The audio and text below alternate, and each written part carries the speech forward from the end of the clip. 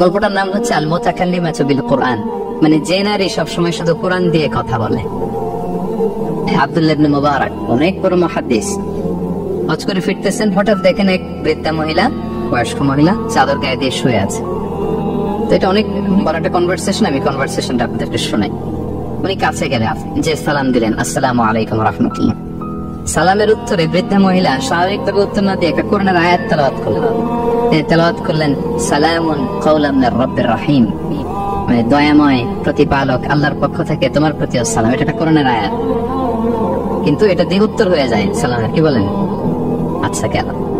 এবার আব্দুল্লাহ ইবনে মুবারক জিজ্ঞেস করলেন মাযা তাসনাঈনা ফি হাযাল মাকান, এখানে কি করেন আপনি, কি করতেছেন একা একা?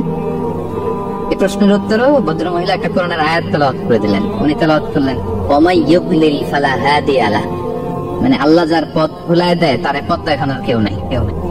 মানে বুঝাইতে চাইলেন আমি পথ হারাই ফেলছি। কি বুঝাইতে চাইলেন? পথ হারাই ফেলছি, মানে উনি এমন ভাবে কোরআনের আয়াত চুজ করে যাতে উত্তর হয়ে যায়। তো এবার উনি জিজ্ঞেস করলেন আইনা তুরিদিন, পথ হারাই ফেলছেন তো বুঝলাম, আয়াত থেকে এটা বুঝলাম, তো আপনি কোথায় যাচ্ছেন, ডেস্টিনেশন কোথায়? উনি আবার একটা আয়াত তেলাওয়াত করলেন সুবহানাল্লাযী আসরা বিআবদিহি লাইলাম মিনাল মাসজিদিল হারামি ইলাল মাসজিদিল আকসা। রাসূল সাল্লাল্লাহু আলাইহি ওয়াসাল্লাম মেরাজের আগে যে ইসরা হয়েছিল, মসজিদুল হারাম থেকে মসজিদুল আকসা রাসূল সাল্লাল্লাহু আলাইহি ওয়াসাল্লাম কাল্লা নিয়েছিলেন, এটা তেলাওয়াত করলেন। তো বুঝাতে চাইলেন আমি আপনার মতো হজে আসছিলাম মসজিদুল হারামে, আর যাচ্ছি মসজিদুল আকসা, মানে ফিলিস্তিন আমার বাড়ি। মসজিদুল আকসা কোন দেশে? দেশে ফিলিস্তিনে। আয়াত এমন ভাবে উনি পিক করেন যাতে করে উত্তর হয়ে যায়। উনি বুঝাতে চাইলেন আমিও হজ করতে এসেছিলাম, যাচ্ছি কোথায়? ফিলিস্তিন, মসজিদুল আকসা যে দেশে আছেন। তো উনি বুঝে গেলেন যে তাহলে আপনি মসজিদুল আকসায় যাচ্ছেন। এবার জিজ্ঞেস করলেন আনতুম মুনযু কাম ফি হাযাল মাকান, তো এখানে একা একা পড়ে আছেন কয়দিন? আবার কোরআনের আয়াত সালাসা লায়ালিন সাবিয়া, টানা 3 দিন 3 রাত এখানে আছে, এটা কোরআনের আয়াত।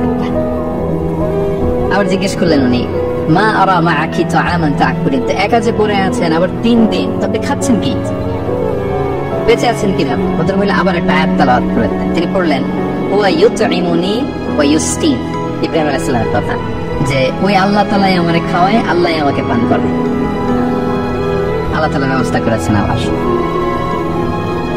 এইবার উনি অবাক হচ্ছেন, আমি এত বড় মুহাদ্দিস আব্দুল্লাহ ইবনে মুবারক ইমাম বুখারীর উস্তাদ, আমি স্বাভাবিকভাবে কথা বলি আর যাই প্রশ্ন করি একটা আয়াত তেলাওয়াত করে দেয় আর ওটা দিয়ে উত্তর হয়ে যায়।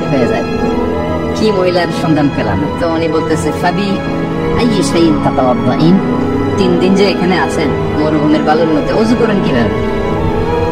উনি আবার একটা আয়াত তেলাওয়াত করেন ফাইন লাম তাজিদু মাআন ফাতায়াম্মামু সাঈদান তাইয়িবা, আল্লাহ আয়াতে বলেছেন যে তোমরা পানি না পাও পবিত্র মাটি দিয়ে তায়াম্মুম করে নিও।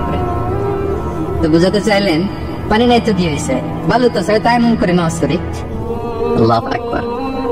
এবার উনি বললেন ইন্না মাইয়া তাআমান আলা তাকুলিন, আমার ব্যাগে তো কিছু খাবার আছে, আপনি কিছু খাবেন? আবার কোরআনের আয়াত সুম্মা আতিম্মুস সিয়ামা ইলাল লাইল, আল্লাহ এক আয়াতে বলেছেন তোমরা রোজা ফজর থেকে শুরু করে সন্ধ্যা পর্যন্ত পূর্ণ করো। তো বুঝালেন আমি রোজা রাখছি, কি বুঝালেন? রোজা রেখেছি। এবার উনি একটু মাসালা খাটাইতে চাইলেন, ভাবলেন যে বুড়ি তুমি আমার সাথে শুধু কোরআন দিয়ে উত্তর দিচ্ছ, দাঁড়াও তোমাকে আমি আটকাইতেছি।